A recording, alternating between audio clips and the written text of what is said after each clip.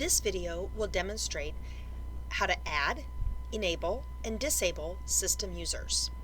To add a user, go up here to Administration, click System Users, then click the plus sign right here to add a new system user. Begin filling out the information for your new user. When you include a phone number or cell phone number, that number will also be included on the marketing emails and the reservation emails that you send out. If you'd like to include a birth date to keep track of, here you can, their hire date.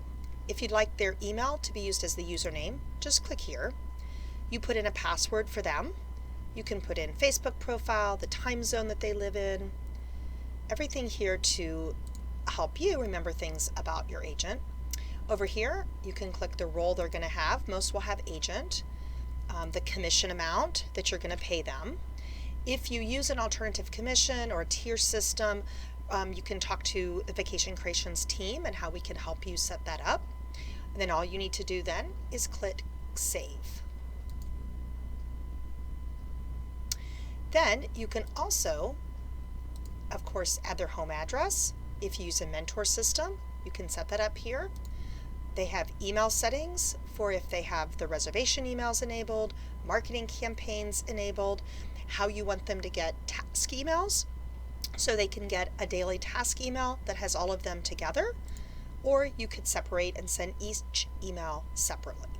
You can make notes about that agent here also, and then don't forget to hit save.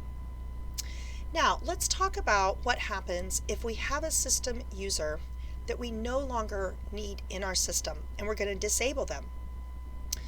Perhaps we're going to disable Andrea Barker here. Click here, go to her account details, and you can click here to disable her in the system. Don't forget to hit save. Now when you go back to your system users, she will no longer be listed. However, if you are trying to locate any users that have been disabled in the past, go to the three little dots here, click Show All Users, and there you will see that Andrea Barker is back. If you click her because you want to enable her account again, you can do that by enabling and clicking Save. Now you might wonder what happens to the data of that user if you do disable them. Actually nothing. It's all going to be there. Everything associated with that user remains the same. They will just no longer be able to log in. Now let's say you have a user, a new agent that you want to put back into the system, and you go to put them in and it won't save. That's because the system will not add another user that has the same email that is exactly the same. So for instance, if you have Lisa at wildernesstravel.com and you once had a Lisa Smith working for your agency, and you'd like to use that same email address for your new agent named Lisa Jones, you'll have to set a new email address.